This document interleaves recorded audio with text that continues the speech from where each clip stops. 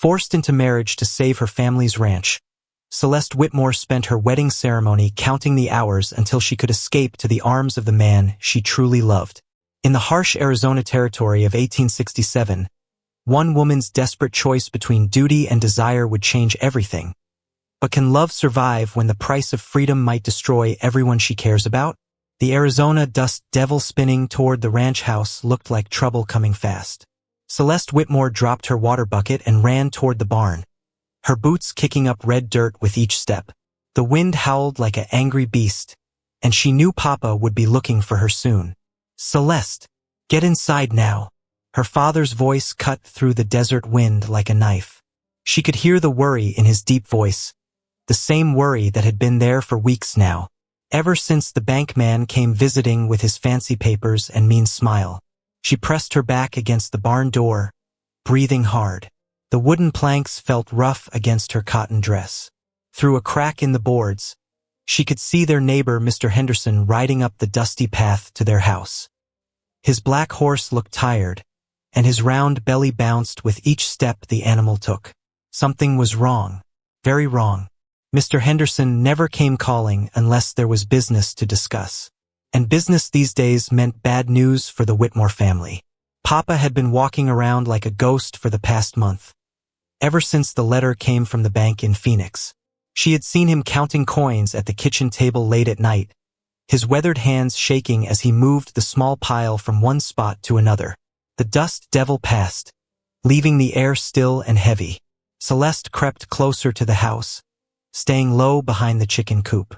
The chickens clucked and flapped their wings, upset by all the excitement. She shushed them quietly, not wanting to give away her hiding spot. Through the open kitchen window, she could hear the two men talking in low voices. Papa's chair creaked as he sat down hard, like the weight of the world was pressing down on his shoulders. "The bank note comes due in 3 months, James," Papa said. His voice sounded old and tired. "I don't have the money. Lost too many cattle to the drought, and the Apache raids scared off most of my workers." Celeste's heart started beating faster. She had known things were bad, but hearing Papa say it out loud made it real in a scary way. "I might have a solution," Mr. Henderson said. His voice was smooth like honey, but something about it made Celeste's skin crawl. "A way to solve both our problems." "What kind of solution?" Papa asked. There was a long pause. Celeste held her breath, waiting. "My wife died last winter," Mr. Henderson said slowly. "I need someone to run my house, cook my meals, tend to my affairs. Your daughter is of marrying age." The words hit Celeste like a punch to the stomach. She pressed her hand over her mouth to keep from making any sound. Marriage? To Mr. Henderson? The man was older than Papa, with gray hair and cold eyes that looked at her like she was a piece of cattle he might buy. "Celeste is only 22, Papa said, but his voice was weak. "She's just a child. Old enough to be a wife," Mr. Henderson replied. "I'll pay off your bank note, give you 40 head of cattle, and throw in water rights to the Southern Creek. Your ranch will be safe, and your daughter will be well provided for." Celeste heard Papa's chair creak again. She could picture him running his hands through his gray hair, the way he did when he was thinking hard about something difficult. "She might not agree to it," Papa said quietly. Mr. Henderson laughed, but it wasn't a happy sound. "She'll agree. Women don't have much choice in these matters. Besides, it's a good match. I'm wealthy, established. She could do worse." "When would this happen?" Papa asked. "Soon. Tomorrow if you're willing. I don't like to wait once I've made up my mind about something." "Tomorrow?" Celeste's legs felt weak. She sank down behind the chicken coop, her head spinning. Papa wouldn't really sell her off like a cow, would he? But even as she thought it, she knew he might. The ranch was all he had left of Mama. It was their whole life. The sound of chairs scraping against the wooden floor told her the men were standing up. She heard their boots walking toward the door. "Think about it tonight," Mr. Henderson said. "But don't think too long. Other men might be interested in your daughter, and I don't like competition." Celeste waited until she heard his horse riding away before she came out from behind the chicken coop. Through the kitchen window, She could see Papa sitting at the table with his head in his hands. For the first time in her life, he looked like a broken man. The silver locket around her neck felt heavy. It had been Mama's, the only thing left of the woman who used to sing her to sleep and tell her stories about true love. Mama had always said that love was the most important thing in the world, more valuable than money or land or anything else. But Mama was dead now, and the world seemed like a much harder place without her gentle voice and kind smile. The next morning came too fast, like a bad dream that wouldn't end. Celeste woke up before sunrise, her stomach twisted in knots. She had barely slept, thinking about Mr. Henderson's words and Papa's desperate situation. She walked to the kitchen and started making coffee, her hands shaking as she measured the grounds. The familiar morning routine felt different now, like everything had changed overnight. Through the window, she could see the sun painting the desert mountains pink and gold. It was beautiful, but today even the sunrise looked sad. Papa came downstairs looking like he hadn't slept either. His gray hair stuck up in all directions, and his eyes were red and tired. He sat down at the kitchen table without saying good morning, which wasn't like him at all. "Papa?" she said softly, setting a cup of coffee in front of him. "Are you feeling sick?" He looked up at her with such sadness in his eyes that she almost started crying. "Sit down, sweetheart. We need to talk." Those words made her stomach drop. She had been hoping that maybe Mr. Henderson's visit had been a bad dream, but Papa's serious face told her it was all too real. "You heard us talking yesterday, didn't you?" he asked. There was no point in lying. Papa always knew when she wasn't telling the truth. "Yes, sir. I was behind the chicken coop." He nodded slowly, like he had expected as much. "Then you know about our situation with the bank." "Yes, Papa. But surely there's another way. We could sell some of the horses, or maybe get a loan from someone else." Papa shook his head. "I've tried everything, Celeste. The horses aren't worth enough, and no one else will lend money to a man who's already in debt. James Henderson is offering us a way out." "By selling me?" The words came out sharper than she had intended, but she couldn't help it. The idea of being traded like property made her angry and scared at the same time. "It's not selling," Papa said, but his voice didn't sound convinced. "It's marriage. A good marriage to a wealthy man who can provide for you." "I don't love him, Papa. I don't even like him. He looks at me like I'm a horse he's thinking of buying." Papa's face crumpled a little. "Love is a luxury we can't afford right now, sweetheart. Sometimes people have to make hard choices to survive." "What about what Mama used to say? About love being the most important thing?" Papa was quiet for a long moment, staring into his coffee cup. When he spoke again, his voice was barely above a whisper. "Your Mama lived in a different time when things were easier. The world is harder now." Just then, they heard horses approaching.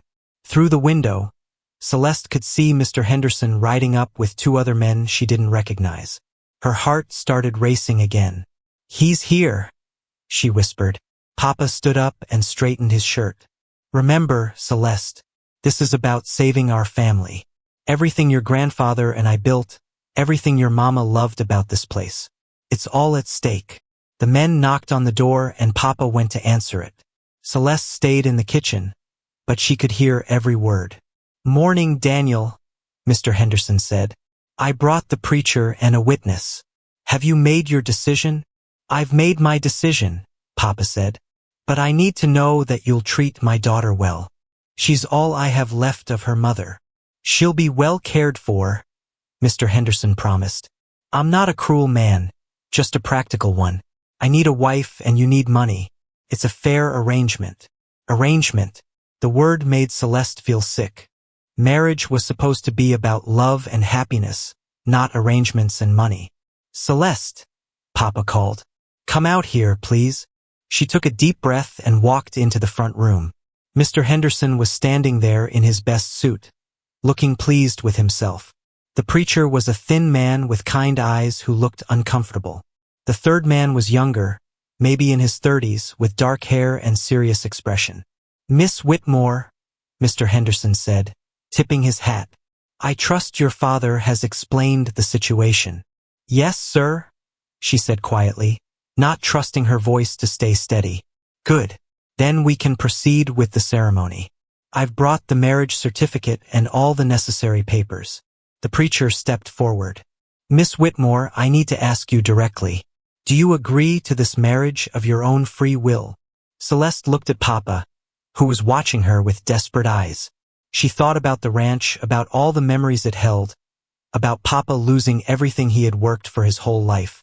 She thought about Mama's grave out behind the house, and how Papa visited it every evening to tell her about his day. But she also thought about Mr. Henderson's cold eyes and the way he had talked about her like she was livestock. She thought about spending the rest of her life with a man she didn't love, cooking his meals and sharing his bed and pretending to be happy. She started, then stopped. Everyone was looking at her, waiting for her answer. The moment stretched out like a rope about to snap. Outside, a mourning dove called to its mate, a sound that reminded her of something she couldn't quite remember. Something about love and freedom and choices that mattered. What would Mama have done? The horse barn exploded with the sound of crashing metal as someone knocked over a bucket in the darkness. Celeste froze by the door, her heart pounding so loud she was sure whoever was inside could hear it. She had snuck out after agreeing to marry Mr. Henderson, needing air that didn't smell like her own fear. "Who's there?" came a familiar voice from the shadows. Marcus Cordova stepped into the moonlight streaming through the barn door. The young Mexican cowboy had worked on their ranch for 3 years, and Celeste had always felt her cheeks get warm whenever he smiled at her. Tonight, his dark eyes looked worried and sad. "Miss Celeste? What are you doing out here so late?" She wanted to run back to the house, but her feet wouldn't move. "I could ask you the same thing, Marcus. Couldn't sleep. Heard there was some excitement today with visitors." He moved closer, and she could smell the leather and soap scent that always followed him. "Your papa looked mighty troubled at supper." The barn felt smaller with both of them in it. Celeste's hands were shaking, and she pressed them against her skirt to make them stop. Papa had to make a difficult choice today. "About the ranch?" She nodded, not trusting her voice. Marcus had always been easy to talk to, but tonight felt different. Tonight, everything felt different. "I heard Mr. Henderson's been sniffing around, making offers." Marcus's voice got harder when he said the older man's name. "What kind of offers?" "The kind that saves Papa from losing everything." The words came out like a whisper. Marcus was quiet for a long moment, studying her face in the pale light. "What aren't you telling me, Celeste?" The way he said her name, without the miss in front of it, made something flutter in her chest. No one called her just Celeste except Papa, and hearing it from Marcus felt like a secret they were sharing. "I'm getting married tomorrow morning," she said quickly, like ripping off a bandage. The silence that followed was so complete she could hear mice scurrying in the hay loft above them. Marcus's face went through several expressions. Confusion, understanding, and then something that looked like pain. "To Henderson?"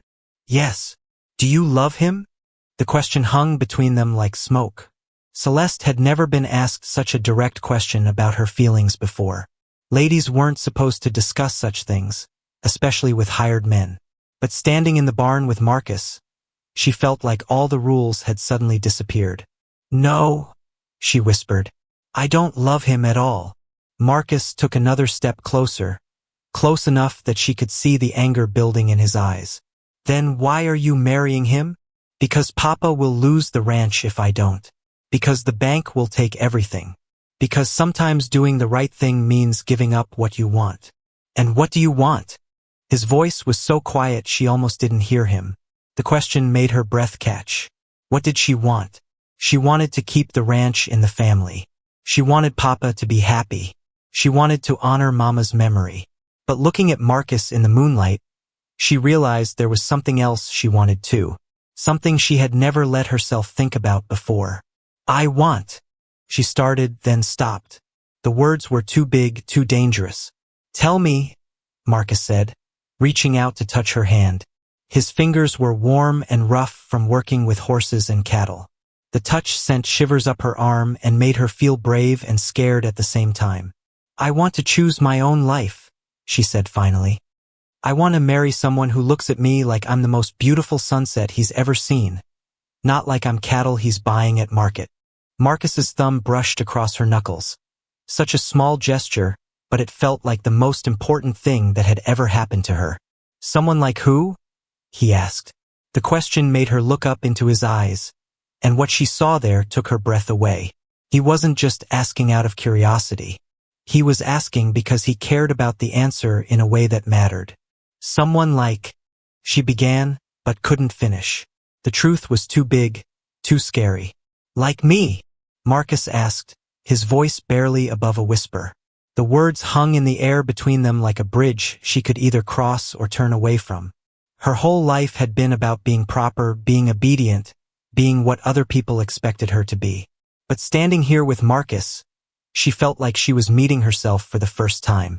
Yes, she breathed. Someone exactly like you. Marcus moved closer, and she could feel the warmth radiating from his body. Celeste, I need to tell you something. I've been wanting to tell you for months, but I knew it was impossible. A hired hand and the boss's daughter. What? She whispered. I love you. I've loved you since the day you brought me lemonade during the cattle branding last summer. You smiled at me like I was worth something, like I mattered, and I've been carrying that smile around in my heart ever since. The confession hit her like lightning. All those times she had felt her heart skip when he was near, all those moments when their eyes had met across the ranch yard, all those conversations that had felt like more than just talking about the weather or the horses. It hadn't been her imagination. Marcus, she started, but he wasn't finished. I know it's crazy. I know I have nothing to offer you compared to Henderson. No money, no big house, no important name. But I love you with everything I have. And I would spend my life making you happy if you'd let me. Tears started running down her cheeks, but they weren't sad tears. They were the kind of tears that come when something you've wanted for so long finally becomes real. I love you too, she whispered. I've loved you for months, but I never thought, I never dreamed, that I could love you back, that it could matter, that love could be enough to change anything. Marcus cupped her face in his hands, his thumbs wiping away her tears. What if it could be enough? What if we made it enough? What are you saying? Come away with me. Tonight. We'll go to California, start fresh. I have some money saved, enough to get us started. We could build our own life, away from all this. The offer hung between them like a rope thrown to someone drowning. But even as her heart leaped at the possibility, her mind was spinning with all the reasons it wouldn't work. Papa would lose everything, she said. Your papa made his choices. Now you need to make yours. People would talk. They'd say terrible things about both of us. Let them talk. We'd be too far away to hear them. But even as she wanted to say yes, wanted to run away with him into a life where love mattered more than money or reputation, she knew it wasn't that simple. There were consequences to every choice, and running away would hurt people she loved. The sound of a door slamming in the distance made them both jump apart. Papa's awake, she whispered. I have to go. Think about what I said. Celeste, please, you don't have to marry Henderson. There's another way. She looked at him one more time, memorizing his face in the moonlight, then turned and ran toward the house. Behind her, she could hear him calling her name softly, but she didn't turn around, because if she did, she might never find the strength to walk away. The kitchen was ice cold when Celeste crept back inside, but Papa was sitting at the table with a cup of coffee steaming in front of him. His gray hair was messy from sleep, and his eyes looked tired and worried. He didn't look up when she entered, but she knew he had been waiting for her. Couldn't sleep either? He asked quietly. Celeste poured herself a cup of coffee with shaking hands. The conversation with Marcus was still spinning in her head like a tornado, making it hard to think clearly. No, Papa. Too much on my mind. Mine too. He finally looked at her, and she could see years of worry written in the lines around his eyes. I keep thinking about your mama, wondering what she would say about all this. She'd probably tell you to follow your heart, Celeste said, sitting down across from him. Papa laughed, but it wasn't a happy sound. Your mama had the luxury of following her heart. She married for love because her family had money to fall back on. We don't have that luxury, sweetheart. But Papa, what if there was another way? What if we could find a different solution? Like what? I've been over the numbers 100 times.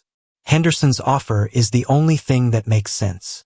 Celeste took a deep breath, trying to find courage she wasn't sure she had. What if I went away, found work in another town, sent money home to help with the payments? Papa's coffee cup hit the table with a sharp sound. Absolutely not. Young women don't go off on their own. It's dangerous and it's not proper. Besides, what kind of work could you find that would pay enough to matter? I could teach school or work as a governess for a wealthy family. Celeste, stop. Papa's voice was firm but not angry. I know you're scared about marrying Henderson. Any young woman would be nervous about marriage. But this is the way things are done. Women marry, have children, take care of their families. It's the natural order. But what about love, Papa? Don't I deserve to marry someone I love? Papa was quiet for a long moment, staring into his coffee cup like it held answers to questions he didn't want to ask. When he spoke again, his voice was softer. I loved your mama more than life itself, but I was also able to provide for her, to give her a good home and security. Love without security is just pretty words and empty promises. Marcus could provide for me, Celeste said before she could stop herself. The words hung in the air like a thunderclap. Papa's head snapped up, and his eyes went wide with surprise and something that might have been anger. Marcus? The cowboy? His voice was sharp now. Celeste, tell me you haven't been having inappropriate conversations with one of my hired hands. Heat flooded her cheeks, but she lifted her chin. We've talked, yes, and he's a good man, Papa. Honest and hardworking and kind. He's a hired hand with no money, no property, and no prospects, Papa said, his voice getting louder. Is that what you want? To live in poverty, following him from ranch to ranch wherever he can find work. I want to live with someone who loves me, she said, her own voice rising to match his.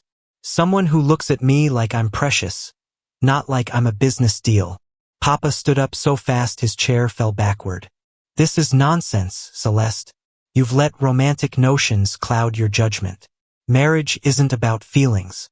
It's about building a life together, creating stability, having children who will be provided for. Maybe for you it was about those things, she shot back, standing too. But for me, it should be about more than that. For you, it's about saving our family from ruin. Papa's voice echoed through the kitchen. Do you understand what will happen if Henderson withdraws his offer? We'll lose the ranch. Everything your grandfather built, everything I've worked for, everything your mama loved about this place. Gone. The words hit her like physical blows. She could see the desperation in Papa's eyes, the fear of losing the only thing that connected him to the life he had built with Mama. But she could also feel Marcus's hands on her face, hear his voice telling her he loved her. Remember the way her heart had felt like it might burst with happiness. There has to be another way, she whispered. There isn't, Papa said firmly. Henderson is our only option. And Marcus. He paused, his face getting hard. Marcus will be leaving after the wedding. I can't have him here anymore, not after this conversation. You can't fire him. He's done nothing wrong. He's filled my daughter's head with impossible dreams. That's wrong enough. Celeste felt like the floor was dropping out from under her.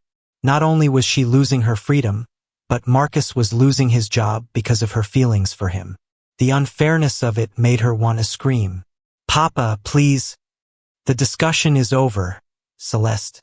You'll marry Henderson tomorrow morning, and that's final. Now go to your room and try to get some sleep. Tomorrow is going to be a long day. She stood there for a moment, looking at the man who had raised her, who had taught her to ride horses and shoot rifles and think for herself. But tonight he felt like a stranger. Yes, Papa, she said quietly, then turned and walked toward the stairs. Behind her, she heard him pick up his fallen chair and sit back down heavily.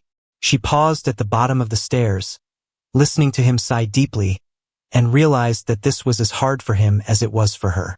Maybe harder because he was the one making the terrible choice. In her room, she sat on her bed and looked out the window toward the barn. The moonlight made everything look silver and magical, like a fairy tale. But fairy tales were for children, and tomorrow she would have to start being a grown woman. A married woman, Mrs. James Henderson. The thought made her stomach turn. She opened her jewelry box and took out her mama's silver locket. Inside was a tiny photograph of her parents on their wedding day. They looked so young and happy, like they couldn't imagine anything bad ever happening to them. "What should I do, Mama?" she whispered to the photograph. "How do I choose between love and duty?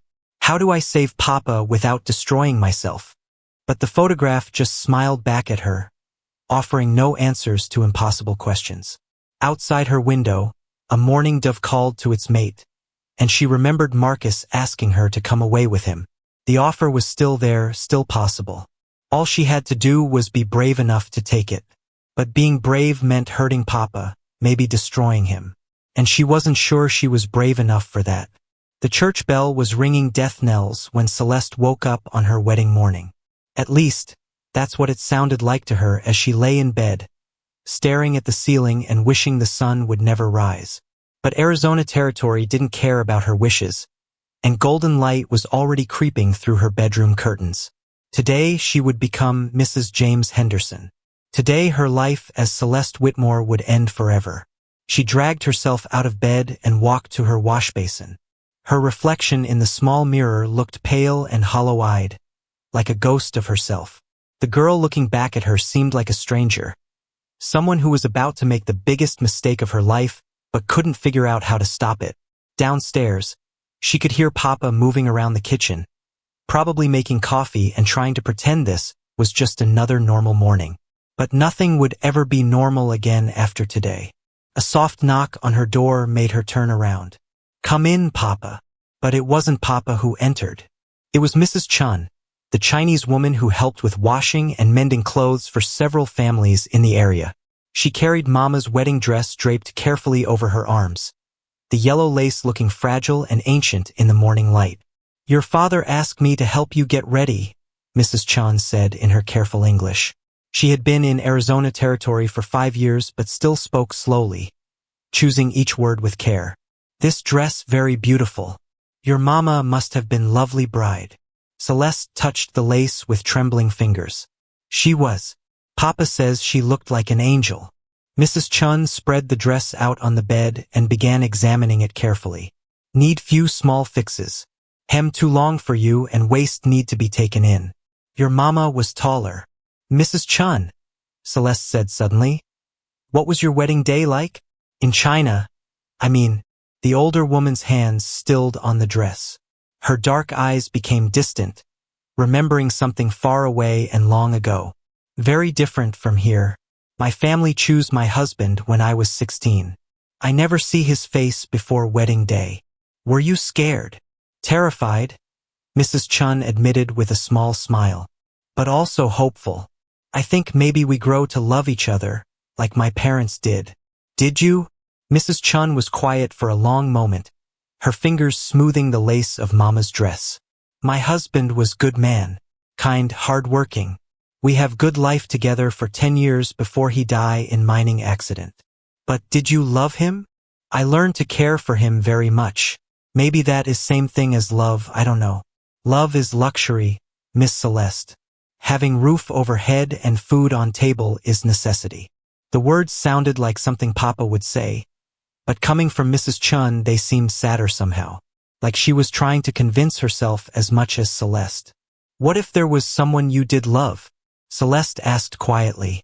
"Someone who loved you back, but couldn't provide the security your family needed?" Mrs. Chen's hands stopped moving entirely. She looked up at Celeste with sharp, knowing eyes. "You asking about cowboy?" Heat flooded Celeste's cheeks. "How did you?" "I have eyes. I see how you look at each other when he bring laundry to my house, like sun and moon trying to touch across sky." The poetry of Mrs. Chen's words made Celeste's heart ache. "It doesn't matter now. I'm marrying Mr. Henderson today." "Maybe it does matter," Mrs. Chun said softly. In China, I had no choice. Parents make all decisions. But this is America. Here, women sometimes choose different path. Not women like me. Not when families are depending on us. Mrs. Chun nodded slowly, understanding the weight of duty that pressed down on young women's shoulders. Sometimes duty and happiness pull in different directions. Very hard to know which path is right. A commotion outside made them both look toward the window. Through the glass, Celeste could see several horses approaching the house. Mr. Henderson rode in front, wearing his best black suit and looking pleased with himself. Behind him came the preacher and two other men she didn't recognize. "They're here," she whispered, and suddenly felt like she might be sick. Mrs. Chun stood up and put gentle hands on Celeste's shoulders. "You still have choice, Miss Celeste. Until you say, 'I do' in front of preacher, you still have choice." But even as the words gave her a small spark of hope, Celeste knew it wasn't true. The choice had been made for her the moment Papa fell behind on his bank payments. The choice had been made the day the ranch started failing. The choice had been made the moment she was born a woman in a world that treated women like property to be traded. "Help me into the dress," she said quietly. Mrs. Chun nodded and began unlacing Celeste's everyday clothes. The wedding dress went on like a costume for a play she didn't want to perform in. The yellow lace felt scratchy against her skin, and the whole thing smelled faintly of the lavender Mama used to love. When Mrs. Chun finished with the buttons and began working on Celeste's hair, Papa knocked on the door. "Celeste? The preacher's here. It's time. Time." Such a simple word for something so final. Time to give up her dreams. Time to become someone else's property. Time to say goodbye to Marcus and the life she might have had. "Coming, Papa," she called, surprised that her voice sounded steady. Mrs. Chun pinned the last curl into place and stepped back to look at her work. "You look beautiful, Miss Celeste. Your mama would be proud." But as Celeste looked at herself in the mirror, all she could see was a young woman dressed up for her own funeral. The person looking back at her wasn't really her anymore. It was Mrs. James Henderson, a stranger wearing her face. The walk downstairs felt like walking to the gallows. Each step took her further away from the girl she had been and closer to the woman she was about to become. Papa waited at the bottom of the stairs, dressed in his best clothes but looking older than she had ever seen him. "You look lovely, sweetheart," he said, but his voice was thick with emotion. "Thank you, Papa." He offered her his arm, and she took it, feeling the tremor in his muscles. This was as hard for him as it was for her, maybe harder. He was trading his daughter's happiness for the ranch's survival, and the guilt was written all over his face. Outside, Mr. Henderson was waiting by his horse, his eyes bright with satisfaction when he saw her. "Beautiful," he said, looking her up and down like he was examining a mare he was thinking of buying. "Absolutely beautiful." The preacher, a thin man with kind eyes, stepped forward. "Shall we proceed with the ceremony? Right here in the yard?" Celeste asked, surprised. "No need for a big fuss," Mr. Henderson said. "We're practical people, after all." Practical. The word stung because it reduced her wedding day to a business transaction, which was exactly what it was. There would be no church full of friends and family, no celebration of love and happiness, just a quick exchange of vows and legal documents. The preacher opened his Bible and began reading words about marriage and commitment. But Celeste wasn't really listening. Her eyes kept scanning the horizon, looking for something she couldn't name. Or maybe someone. "Do you, Celeste Marie Whitmore, take this man to be your lawfully wedded husband?" The question hung in the air like a rope around her neck. Everyone was looking at her, waiting for the words that would seal her fate. Papa's face was hopeful and desperate. Mr. Henderson looked confident and possessive. The preacher waited patiently for her answer. All she had to do was say, "I do," and it would be over. Papa would be saved. The ranch would be secure, and she would spend the rest of her life being grateful for a loveless marriage that had solved everyone's problems but hers. She began, then stopped. In the distance, a mourning dove called to its mate, the same sound she had heard last night in the barn with Marcus.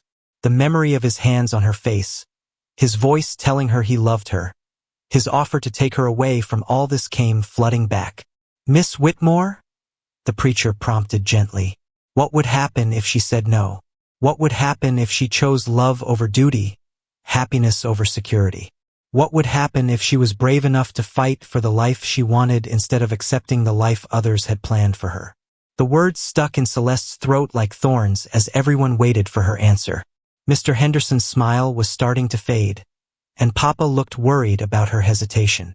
The preacher cleared his throat gently, thinking maybe she hadn't heard the question. "I do," she whispered finally, the words barely audible, but they were enough. Mr. Henderson's smile returned full force, and Papa's shoulders sagged with relief. The preacher continued with the ceremony, asking Mr. Henderson the same question, which he answered with a loud, confident "I do" that seemed to echo across the desert. "By the power given to me by the territory of Arizona, I now pronounce you husband and wife," the preacher said. "You may kiss your bride." Mr. Henderson leaned forward and pressed his lips to hers. The kiss was cold and tasted like tobacco and something else she couldn't identify. It felt nothing like she had imagined her first kiss would feel. When he pulled away, his eyes were bright with ownership. "Mrs. Henderson," he said, like he was testing out the words. "My wife." The words hit her like a physical blow. Mrs. Henderson. That was her name now, her identity. Celeste Whitmore was gone forever, buried under the weight of duty and practicality. Papa hugged her tightly, whispering "Thank you, sweetheart," in her ear. She could feel him trembling with relief and guilt, grateful for her sacrifice but ashamed that it had been necessary. The preacher and witnesses shook hands all around, congratulating everyone on the successful union. Someone mentioned a celebration dinner, but the words washed over Celeste like water. She felt like she was watching everything happen to someone else, like her real self had floated away and left an empty shell wearing her mother's wedding dress. "We should head back to my ranch," Mr. Henderson said, his hand possessive on her elbow. "Mrs. Henderson will want to see her new home, the place where she would spend the rest of her life being someone else's wife, cooking someone else's meals, sleeping in someone else's bed." The thought made her stomach turn, but she nodded and smiled because that's what was expected of her now. As they walked toward the horses, Celeste caught sight of movement near the barn. Marcus stood in the shadows, partially hidden behind the building. Even from a distance, she could see the pain in his posture, the way his shoulders slumped with defeat. He raised one hand slightly, not quite a wave but an acknowledgement that he had witnessed her choice. Their eyes met across the yard for just a moment, and in that look was everything they had said to each other in the barn and everything they would never get to say. Then he turned and disappeared behind the building, and Celeste felt like a piece of her heart had been ripped away. Mrs. Henderson? Her new husband was looking at her expectantly. The horse. She realized he was waiting to help her mount the horse that would carry her away from everything she had ever known. Papa's ranch, Mama's grave, the barn where she had discovered what love felt like. Away from Marcus. The ride to the Henderson ranch took 2 hours, but it felt like a lifetime. Mr. Henderson rode beside her, pointing out landmarks and talking about property lines and cattle counts. He spoke about her future like it was already decided, which room would be theirs, what duties she would have, how many children he hoped they would have. Children. The thought hadn't even occurred to her before now. Of course he would expect children. He had married her to be his wife in every sense of the word, and that included bearing his children and raising them to inherit his land. "You're very quiet, my dear," Mr. Henderson said as they approached his house. "Wedding day nerves, I suppose?" "Yes, sir," she managed to say. "It's all very overwhelming. You'll adjust quickly. Women always do. It's in their nature to adapt to their circumstances." His house was bigger than Papa's, built of stone instead of wood, with a wide porch and expensive furniture visible through the windows. It was the kind of house that represented success and stability, everything a practical woman should want in a marriage. But as Celeste looked at it, all she could think was that it looked like a very pretty prison. Mrs. Rodriguez, the housekeeper, came out to greet them. She was a round woman with kind eyes who had worked for Mr. Henderson since his first wife died. She helped Celeste down from her horse and welcomed her warmly, but Celeste could see questions in her expression. "I'll show you to your room so you can freshen up before dinner," Mrs. Rodriguez said gently. "The master's room is down the hall, but I thought you might like your own space to get settled." Her own room, not their room. Mrs. Rodriguez was being tactful, giving her time to adjust to the idea of sharing a bed with her new husband. The kindness made Celeste want to cry. The room was lovely, decorated in blues and yellows with a large window overlooking the garden. It should have made her happy, but instead it felt like the nicest cell in the world. "Dinner will be ready in an hour," Mrs. Rodriguez said. "Is there anything you need, Mrs. Henderson?" There it was again. Mrs. Henderson. Her new name that felt like wearing clothes that didn't fit. "No, thank you. You're very kind." Mrs. Rodriguez left her alone, and Celeste sat on the edge of the bed, still wearing her mother's wedding dress. Through the window, she could see the sun setting over the desert, painting the sky in shades of pink and gold. Somewhere out there, Marcus was probably packing his few belongings, getting ready to leave Papa's ranch and find work somewhere else. She thought about the mourning dove's call during the ceremony, and how it had reminded her of everything she was giving up. But she had made her choice. She had chosen duty over love, security over happiness, her father's future over her own dreams. A knock on the door interrupted her thoughts.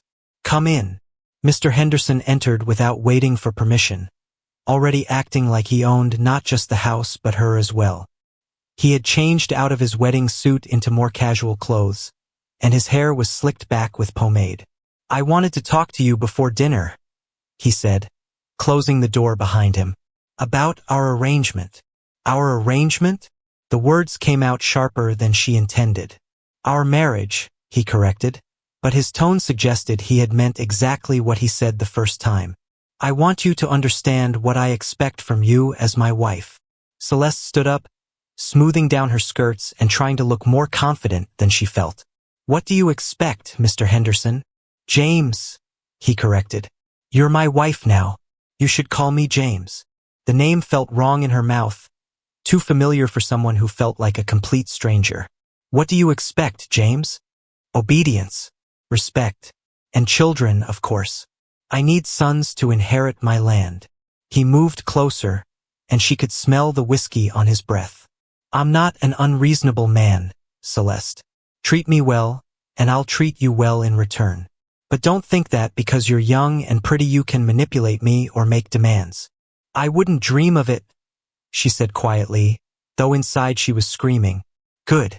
I'm glad we understand each other." He reached out and touched her cheek, the same way Marcus had touched her in the barn, but this felt completely different. Cold and possessive instead of warm and loving. "You're my property now, legally and morally. Don't forget that." Property. The word confirmed what she had already known but hoped wasn't true. She wasn't a wife to him, she was an acquisition. Something he had purchased to meet his needs. "Dinner's ready," Mrs. Rodriguez called from downstairs, saving Celeste from having to respond. "We'll continue this conversation later," James said, his meaning clear. "Tonight, after dinner, we'll discuss your other duties as my wife." He left the room, and Celeste sank back onto the bed, her legs too weak to hold her up. Tonight, the word filled her with dread and panic. Tonight she would have to share his bed, let him touch her, pretend to be willing participant in her own destruction. Outside her window, the first stars were beginning to appear in the darkening sky. She wondered if Marcus was looking at the same stars, thinking about her, missing what they might have had together. But it was too late for wondering. She had made her choice, and now she would have to live with the consequences. Even if living with them felt impossible. The dinner plates crashed to the floor when Celeste heard the familiar whistle outside her bedroom window. 3 soft notes of a mourning dove, the secret signal she and Marcus had used since they were young. Her heart hammered against her ribs as she realized what it meant. He hadn't left town after all. Downstairs, James was drinking whiskey in his study, celebrating his successful business deal with loud toasts to himself. Mrs. Rodriguez had gone home to her own family, leaving Celeste alone in the big house with her new husband. She had changed out of Mama's wedding dress into a simple blue nightgown, dreading the moment James would come upstairs. But now, hearing that whistle, everything changed.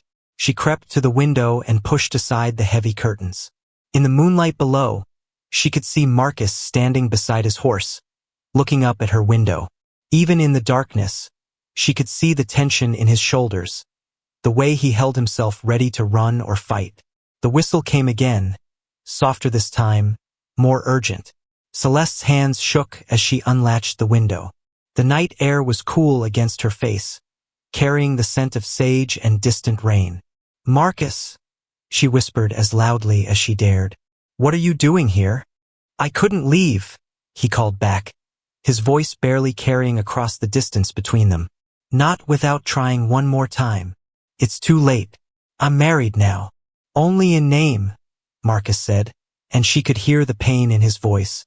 "You don't love him, Celeste. You can't spend your whole life with a man you don't love." From downstairs came the sound of James's heavy footsteps moving around his study.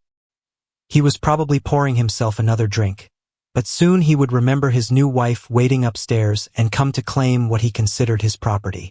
"He'll hear you," she whispered frantically. "Then come down here. We need to talk." "I can't. He's right downstairs. The back door.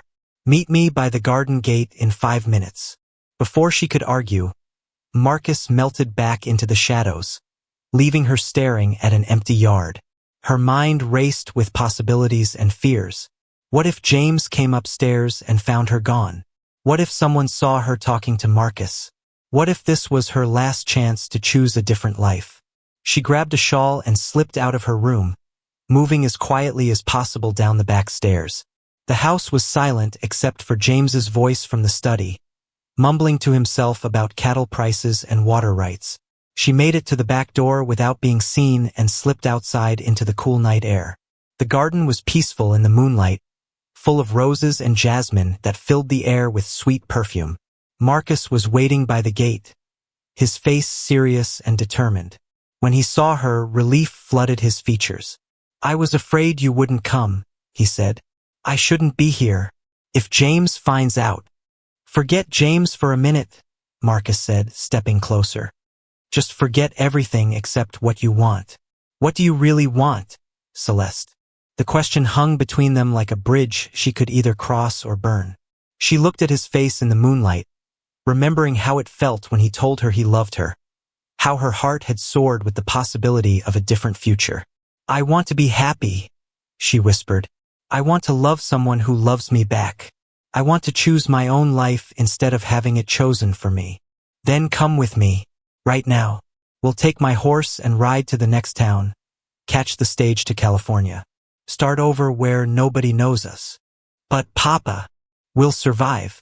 He's stronger than you think, and maybe losing the ranch will force him to find a new dream instead of clinging to an old one."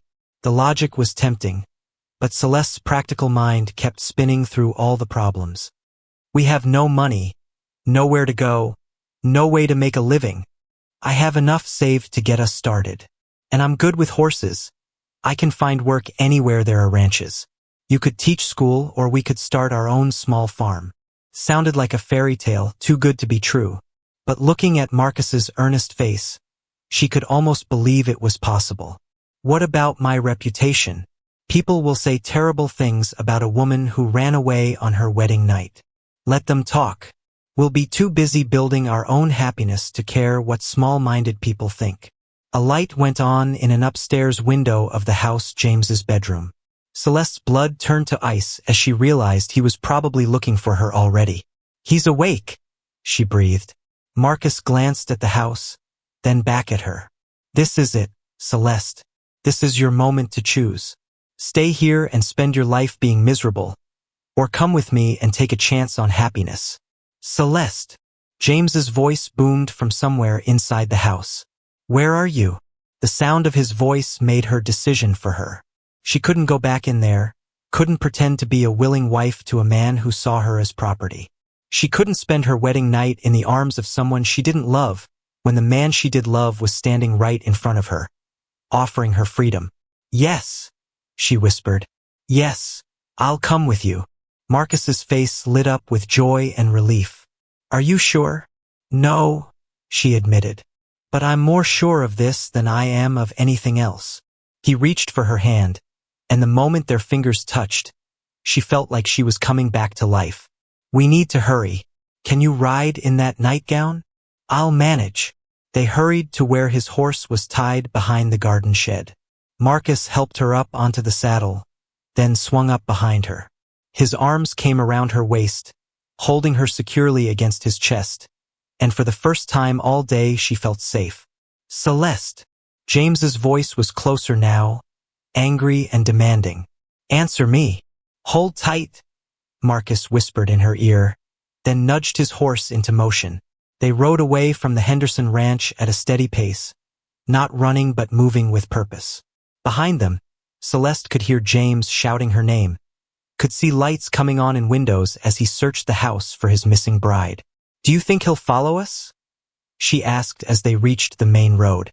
"Probably, but we have a head start, and I know this country better than he does."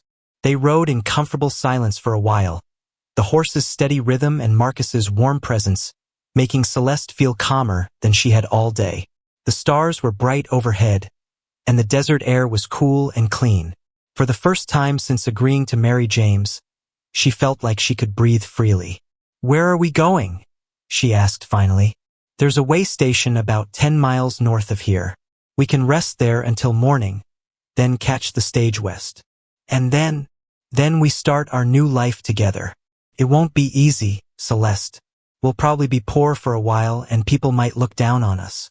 But we'll be together, and we'll be free to love each other." She leaned back against his chest, feeling his heartbeat steady and strong against her shoulder. "I'm scared," she admitted. "So am I. But I'd rather be scared with you than safe without you." The truth of his words settled into her heart like a warm glow. She had spent her whole life being practical, doing what was expected, choosing safety over happiness. But sitting here in Marcus's arms, riding toward an uncertain but hopeful future, she realized that love was the most practical choice of all. Because what was the point of being safe if you were miserable? What was the point of security if it came at the cost of your soul? Behind them, the lights of the Henderson ranch grew smaller and smaller until they disappeared entirely. Ahead of them lay the unknown, full of challenges and possibilities in equal measure. But for the first time in her life, Celeste was exactly where she wanted to be. The gunshot echoed across the desert like thunder as James Henderson and his men caught up to them just before dawn. Marcus's horse reared in terror, and Celeste had to grab the saddle horn to keep from falling as they came to a sudden stop on the dusty road. "That's far enough," James shouted from behind them, his rifle pointed at Marcus's back. "Get down from that horse, both of you." Celeste's heart sank as she counted the men with James. 6 of them, all armed, all looking angry and determined. There was no way she and Marcus could outrun them now, not with his horse tired from riding all night. "Easy," Marcus murmured to her, his voice calm despite the danger. "Don't do anything sudden." They dismounted slowly, Marcus helping Celeste down before turning to face the men who had tracked them across miles of desert. James sat on his horse like a king on a throne, his face red with fury and embarrassment. "Did you really think you could steal my wife and get away with it?" James snarled at Marcus. "Did you think I wouldn't come after what belongs to me?" "She doesn't belong to you," Marcus said quietly, but his words carried across the morning air like a challenge. "She's not property to be owned. She's my legal wife, signed and witnessed. That makes her mine by law." James's eyes were wild with rage and something else, humiliation at being made to look like a fool in front of his neighbors. Papa rode up then, his face gray with worry and shame. Celeste's heart broke a little more when she saw how old and defeated he looked. "Celeste, sweetheart, please come home. We can work this out." "There's nothing to work out," James snapped. "She's coming back with me, and this cowboy is going to jail for kidnapping and adultery." "I didn't kidnap anyone," Marcus said, his voice steady despite the rifles pointed at him. "She came with me of her own free will." A married woman can't give consent to run off with another man, one of James's men said. That's the law. Celeste found her voice finally, stepping forward even though her legs felt like water. Please don't hurt him. This was my choice, not his. Your choice. James laughed, but it wasn't a happy sound. Women don't get to choose, especially not married women. You took vows yesterday, promising to love, honor, and obey me. Remember, the words hit her like slaps, but they also reminded her of something important. I remember the vows, James, but I also remember what you said about expectations and property and obedience. What's your point? My point is that marriage should be about love and partnership, not ownership and control. Mama always told me that. Papa winced at the mention of his dead wife, and Celeste could see the pain in his eyes. But she also saw something else, a flicker of recognition, like he was remembering the woman he had married for love instead of convenience. Your mama lived in a simpler time, Papa said quietly. Or maybe a better one, Celeste replied. Maybe she understood something we've forgotten. The standoff stretched taut as a bowstring, with everyone waiting to see what would happen next. The sun was rising over the desert, painting the sky in shades of pink and gold that should have been beautiful but felt ominous instead. Then Marcus spoke, his voice carrying across the silence like a prayer. Mr. Whitmore, you loved your wife, didn't you? Really loved her. Papa's face crumpled slightly. More than life itself. Then you know what it feels like to find the person who makes your heart whole. That's what Celeste is to me, and I'm that to her. We're not trying to hurt anyone or break any laws. We just want the chance to love each other. Love doesn't pay debts, James snarled, but his voice sounded less certain than before. Neither does misery, Marcus replied. Sir, he said, turning to Papa, I know you're worried about losing your ranch, but trading your daughter's happiness for financial security isn't going to bring your wife back or make you feel better about yourself. Papa was quiet for a long moment, staring at Celeste like he was seeing her for the first time. When he spoke, his voice was thick with emotion. Your mama would be so disappointed in me. No, Papa, Celeste said, stepping toward him. She'd understand that you were trying to take care of me the only way you knew how. But she'd also want me to be happy. This is touching, James said sarcastically, but it doesn't change the legal facts. She's my wife, and I'm taking her home. But something had shifted in the group of men. Celeste could see it in their faces, doubt creeping in, questions about whether this was really the right thing to do. These were neighbors and friends who had known her since she was a little girl. They had seen her grow up, watched her help her father through the difficult years after her mother died. Old Pete Garrison, who served as the unofficial judge when disputes needed settling, cleared his throat. James, I've got to ask, did you marry this girl because you loved her? Or because you needed a wife and she needed financial security? What difference does it make? James blustered. Makes all the difference in the world, Pete said firmly. Marriage built on a business arrangement instead of mutual affection isn't really marriage at all. It's just a contract. A legal contract, James insisted. Legal, maybe, but not moral and certainly not happy. Pete looked around at the other men. How many of you would want your daughters trapped in a loveless marriage just to solve a money problem? Murmurs went through the group, and Celeste could see the tide turning. These were good men, fathers and husbands themselves, and the idea of forcing a young woman into an unwanted marriage was starting to sit poorly with them. The law is the law, James said, but his voice lacked conviction now. And sometimes the law is wrong, Papa said suddenly. Everyone turned to look at him in surprise. Sometimes we use the law to justify doing things we know in our hearts aren't right. James stared at Papa in disbelief. Are you saying you want your daughter to run off with a penniless cowboy? Are you saying you'd rather lose your ranch than see her married to a successful man? Papa was quiet for a long moment, looking at Celeste with eyes full of love and regret. When he spoke, his voice was stronger than it had been in months. I'm saying I'd rather lose everything I own than lose my daughter's respect. And I'm saying her mama would never forgive me if I sold our child's happiness to save a piece of land. The words hung in the morning air like a benediction. James looked around at the men who had come to help him, seeing doubt and disapproval in their faces instead of the support he had expected. "This is madness," he said, but the fight was going out of him. "No," Pete Garrison said firmly. "This is justice. Let them go, James. Find yourself a woman who wants to be your wife, not one who's been forced into it." For a moment, Celeste thought James might fight anyway, might insist on his legal rights regardless of what anyone else thought. But then his shoulders sagged, and she realized he was a man who needed approval and respect from his community. Without that, even a legal victory would feel like a defeat. "Fine," he said bitterly. "But don't come crying to me when reality sets in and you realize what you've given up." He wheeled his horse around and rode away, his dignity in tatters but his legal claim abandoned. The other men followed him, leaving only Papa and Pete Garrison with Marcus and Celeste. "You sure about this, sweetheart?" Papa asked one last time. Celeste looked at Marcus, then back at her father. "I'm sure, Papa. I love him and he loves me. That has to be enough." Papa nodded slowly, then surprised everyone by smiling. "Your mama would be proud of you for choosing love over security. She always said you had more spine than sense." The words were a blessing and a farewell all at once.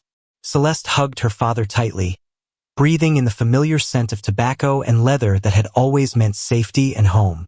"I'll write to you," she promised. "And maybe someday, when things settle down, you can come visit us in California." "Maybe I will," Papa said. "Maybe it's time for this old man to try something new too." As the sun climbed higher in the desert sky, Marcus helped Celeste back onto his horse.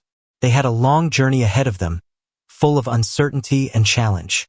But they also had something that all the money and security in the world couldn't buy. They had each other, and they had chosen love over everything else. It would have to be enough. The stagecoach wheels hit every rock and hole in the California road, making Celeste's teeth rattle as she gripped Marcus's hand.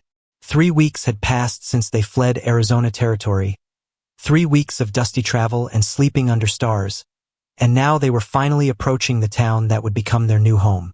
"San Rafael," the driver called back to them. "End of the line, folks."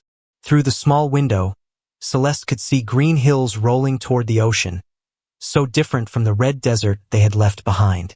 Oak trees dotted the landscape like giant umbrellas, and wildflowers painted the meadows in colors she had never seen before. It was beautiful, but it was also completely foreign. "Look," Marcus said, pointing to a cluster of buildings nestled in a valley below them. "Our new beginning." The town was smaller than she had expected, maybe 200 people at most. She could see a main street with a general store, a church, a saloon, and what looked like a schoolhouse. Modest houses spread out from the center, each with its own garden and yard. It looked peaceful and welcoming, but Celeste couldn't shake the nervous flutter in her stomach. "What if they don't like us?" she whispered to Marcus. "What if they ask too many questions about where we came from?" "Then we'll tell them the truth," Marcus said simply. "That we're married and looking for work and a place to start our life together." Married. They had made that true 2 weeks ago in a small town in Nevada, with a justice of the peace who asked no questions and a couple of witnesses they had never met. It wasn't the wedding Celeste had dreamed of as a little girl, but it was real and it was theirs. The stagecoach rolled to a stop in front of the general store, and the driver climbed down to help them with their few belongings.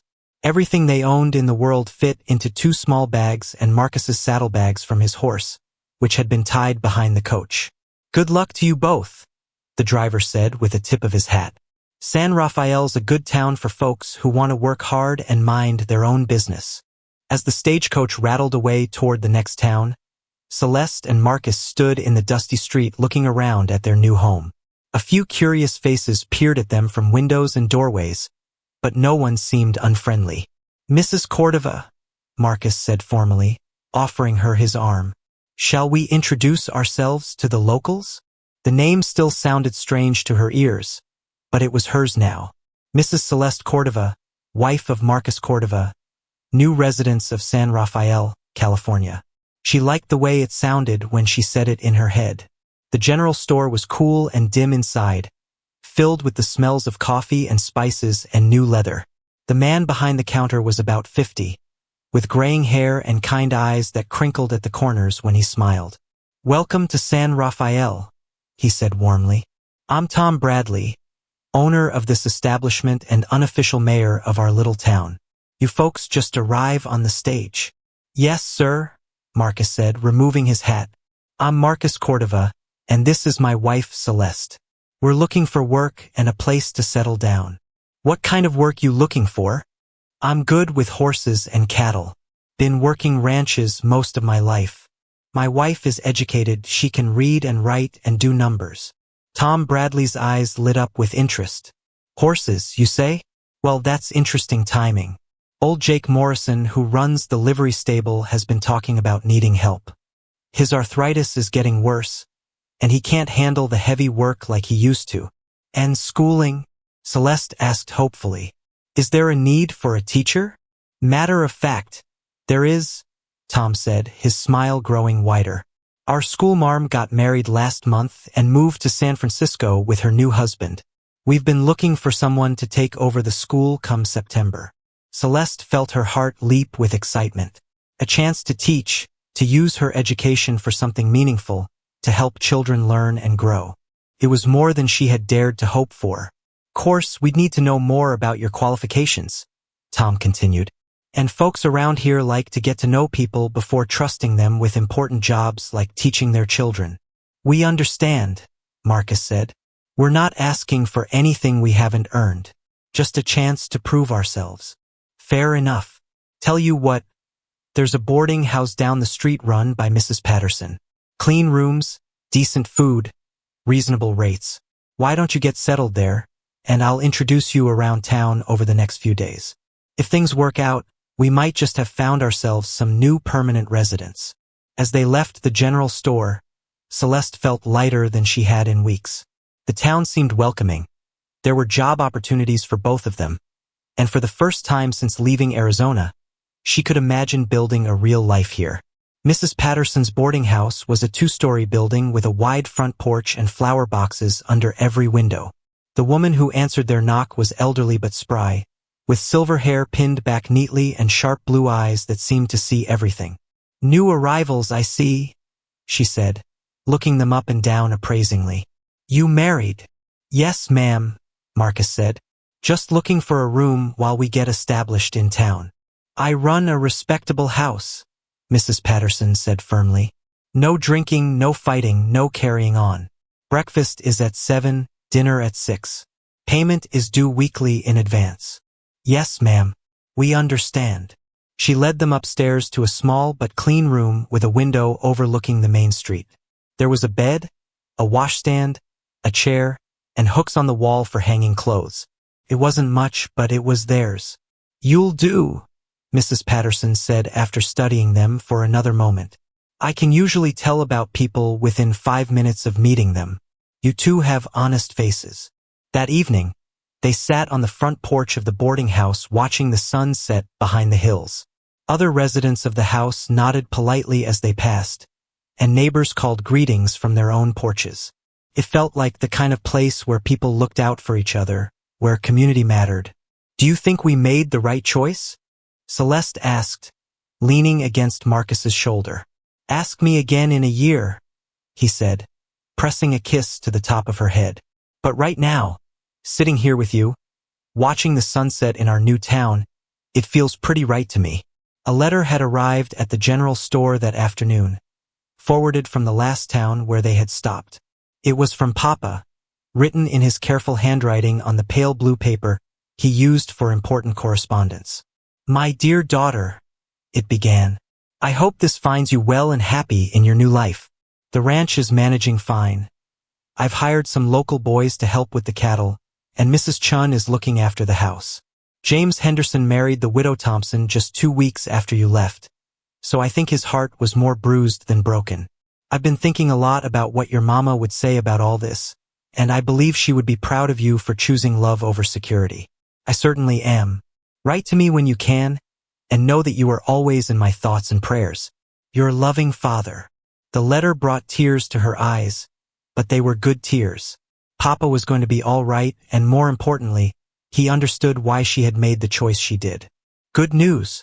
Marcus asked, seeing her expression. The best, she said, folding the letter carefully. Papa says he's proud of me. Smart man, your father. He raised a daughter brave enough to fight for her own happiness.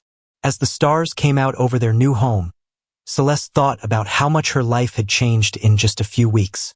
She had gone from being trapped in a loveless marriage to being free to choose her own path. It hadn't been easy, and it wouldn't be easy going forward, but it was theirs. And sometimes that was all that mattered. The one-room schoolhouse buzzed with nervous energy as 23 children waited for their new teacher to arrive. It was the first day of September, and Celeste had been preparing for this moment for weeks. But her hands still shook as she smoothed down her blue dress and picked up her lesson plans.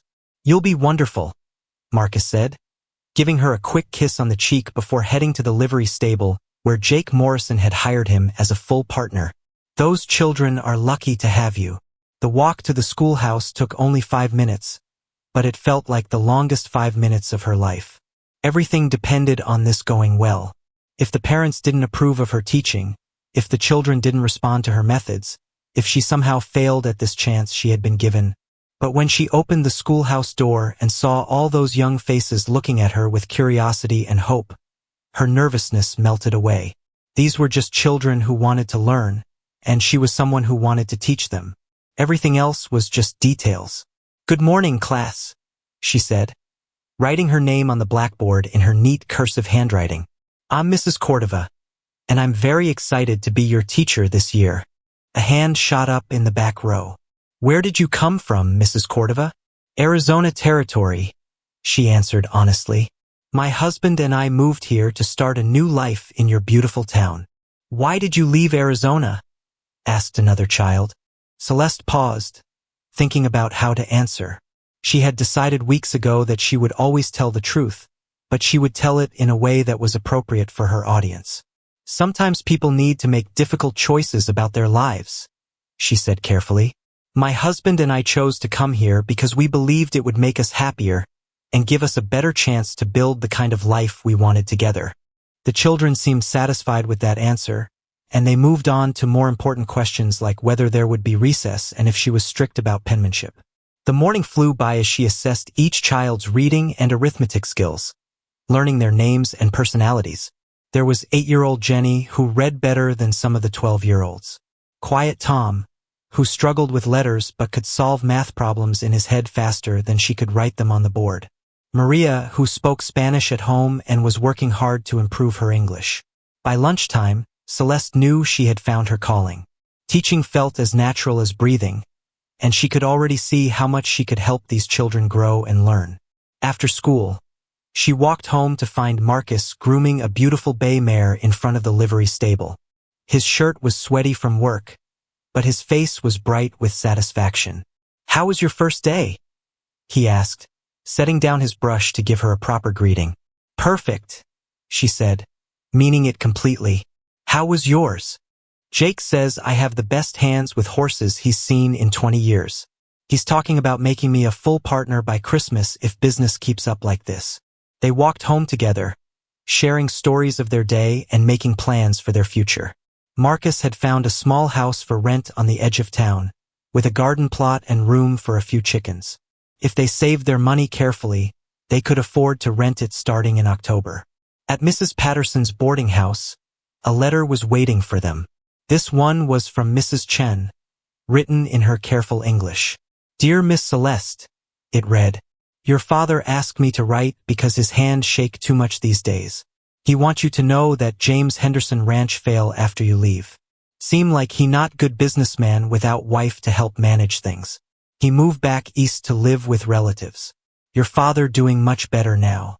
He hire new foreman to help with cattle, and he even smiles sometimes when he think no one looking. He say to tell you that choosing love over duty was right thing to do, and your mama would be proud. Also, he want you to know that if you ever want to come visit, you always have home here. But he think you probably too happy in California to want to come back to dusty Arizona. He send his love and hope you write soon. Well, Marcus said after Celeste finished reading the letter aloud. Sounds like everything worked out for the best. It really did, Celeste agreed, thinking about how different her life might have been if she had stayed in that loveless marriage. She might have been secure financially, but she would have been miserable emotionally.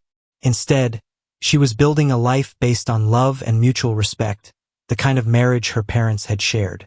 That evening, they sat on Mrs. Patterson's front porch again, watching the sun set behind the California hills. Other residents of the boarding house had become friends over the past month. Mr. and Mrs. Johnson, an elderly couple who had moved west for their health. Sarah Mitchell, a young woman who worked at the dress shop and was courting the blacksmith's son. Dr. Henley, who had opened the town's first real medical practice. Mrs. Cordova, Dr. Henley said, settling into a chair beside them. I heard your first day at the school went very well. Several parents have already told me how impressed they were with your knowledge and patience. Thank you, Dr. Henley. That means a great deal to me. I also wanted to mention that I'm looking for someone to help me organize a small library for the town. We have quite a few donated books, but they need to be cataloged and arranged properly. Would you be interested in taking on that project? Celeste's face lit up with excitement. A library would mean so much to the community, especially for families who couldn't afford to buy many books. I would love to help with that. As the conversation continued around them, Marcus reached over and took Celeste's hand. Their wedding rings caught the last light of the setting sun, simple gold bands they had bought with some of their precious savings. But they meant more to her than the fanciest jewelry ever could. Do you ever regret it? He asked quietly. Giving up the security you could have had? Celeste thought about the question seriously. There were certainly challenges to their new life. Money was tight and they had to be careful with every purchase. They were far from family and the familiar places of their childhood. They had to prove themselves in a new community where no one knew their history or their families. But then she thought about waking up every morning next to someone she loved who loved her back. She thought about the joy she felt teaching children who were eager to learn. She thought about the satisfaction Marcus found in his work with the horses, and the respect he was earning from the other men in town. Never, she said firmly. Not for a single moment. Even when we're eating beans for dinner again because we're saving money for the house? She laughed and squeezed his hand. Even then, beans taste better when you're eating them with someone you love. The stars came out one by one over San Rafael, and Celeste thought about how much her life had changed since that morning when she heard the dust devil coming toward Papa's ranch. She had been trapped then, with no choices and no hope for a different future. Now she was exactly where she belonged, with exactly the person she belonged with. It hadn't been an easy journey, and there would certainly be more challenges ahead. But she had learned something important along the way. The courage to choose love over security, happiness over convenience, hope over fear. Those were lessons worth more than all the cattle and water rights in Arizona territory. As they walked upstairs to their little room under the eaves, Celeste knew that she had finally found what her mama had always told her to look for. A love worth fighting for, and the strength to fight for it. The rest would take care of itself.